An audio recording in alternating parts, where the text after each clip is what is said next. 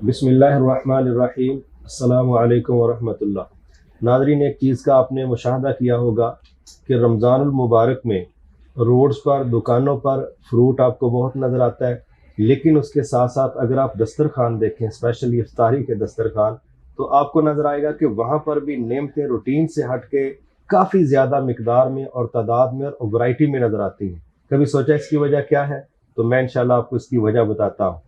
یاد رکھیے، کل بھی سچے وعدے اللہ ہی کے تھے، آج بھی سچے وعدے اللہ ہی کے ہیں، اور یہ بات بھی آپ کے ذہن میں رہنی چاہیے کہ پوری کائنات کی رازق ایک ہی ذات ہے، اس کا نام اللہ ہے، اور روزانہ ہم اس کی دلیل سورۃ الفاتحہ کے آغاز میں اپنی ہر نماز کی ہر رکعت میں دہراتے ہیں۔ جب ہم کہتے ہیں نا الحمدللہ رب العالمین، ہر طرح کی حمد و ثنا، ہر طرح کی تعریف اس اللہ کے نام ہے جو عالموں کا رب ہے، عالموں کو پالنے والا ہے۔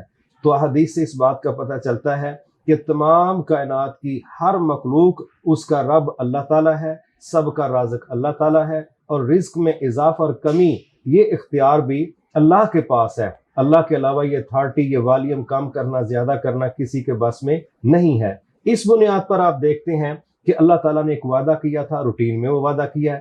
آپ نے اللہ تعالیٰ فرماتے ہیں من یتق اللہ یجعل لہ مخرجا ویرزقہ من حیث لا یحتسب۔ اللہ تعالیٰ فرماتے ہیں آپ ہمارے کچھ رولز ہیں، ان کا خیال رکھو تو ہم آپ کو وہاں سے رزق دیں گے جہاں سے آپ نے کبھی تصور بھی نہیں کیا۔ اور وہ رولز میں بنیادی رول کیا ہے؟ تقوی۔ تقوی سے کیا مراد ہے؟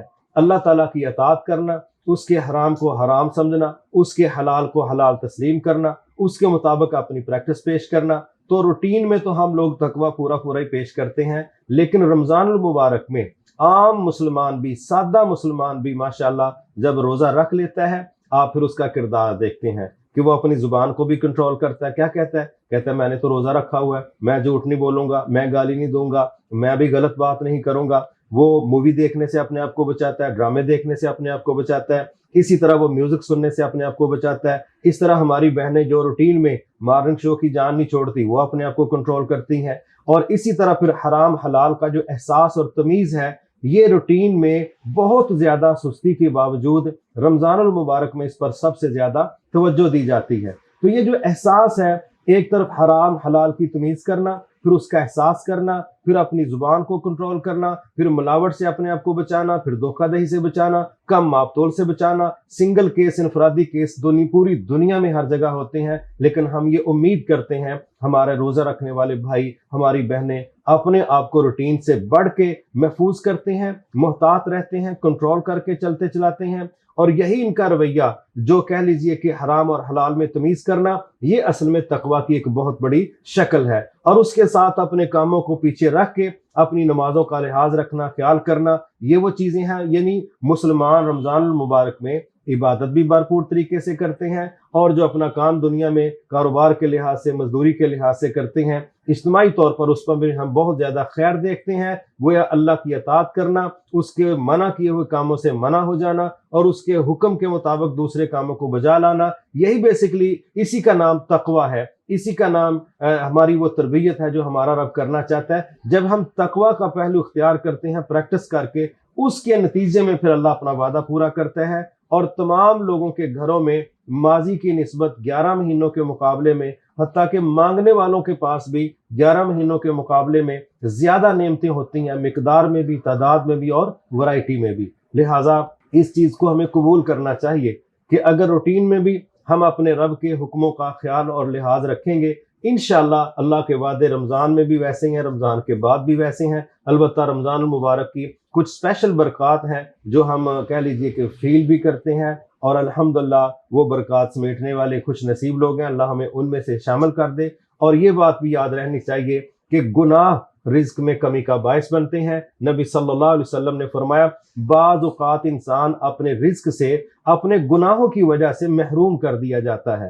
گویا رمضان المبارک میں ہمارے مسلمان معاشرے کا اجتماعی طور پر گناہوں سے اپنے آپ کو محفوظ کرنے کی کوشش کرنا، اور اللہ کی اطاعت میں زیادہ سے زیادہ اپنے آپ کو دے دینا، اور عبادات کو بھرپور طریقے سے بجا لانا، یہ وہ 2-3 چیزیں ہیں۔ گناہوں سے بچ جانا اور نیکی کی طرف بڑھ جانا، یہ وہ چیزیں ہیں جو اللہ کے بقول یہ تقوی کی دلیل ہیں۔ اطاعت کرنا تقوی ہے، اللہ تعالیٰ کے حکموں کا لحاظ رکھنا تقوی ہے، اور جب مسلمان معاشرہ رمضان المبارک میں یہ مشق پیش کرتا ہے، پھر اللہ اپنا وعدہ پورا کرتے ہوئے وہاں سے ان کو رزق دیتا ہے جہاں سے نہ روٹین میں ملتا ہے، نہ روٹین میں اتنی زیادہ مقدار میں یہ اس کے مالک بن سکتے ہیں۔ لہٰذا ہم یہ سمجھتے ہیں کہ ہمارے رزق میں جو اضافہ ہوتا ہے، ہمارے ٹیبل جو بھرے پڑے ہوتے ہیں، ہمارے دسترخوان پہ جو بے شمار چیزیں ہوتی ہیں، مقدار میں بھی، تعداد میں بھی، ورائٹی میں، اس کی بنیادی دو وجوہات ہیں۔ ایک وجہ گناہوں سے اپنے آپ کو بچانا، کیونکہ روزے کی حالت میں ہم کنٹرول کرتے ہیں، اور دوسرا اللہ کی اطاعت میں اپنا زیادہ سے زیادہ وقت گزارنا، اور تیسرا عبادات کو منعقد کرنا۔ یہ تینوں چاروں وہ عناصر ہیں جن کی وجہ سے اللہ تعالیٰ راضی ہوتے ہیں اور ہمارے رزق میں اضافہ کر دیتے ہیں۔ السلام علیکم ورحمۃ اللہ وبرکاتہ۔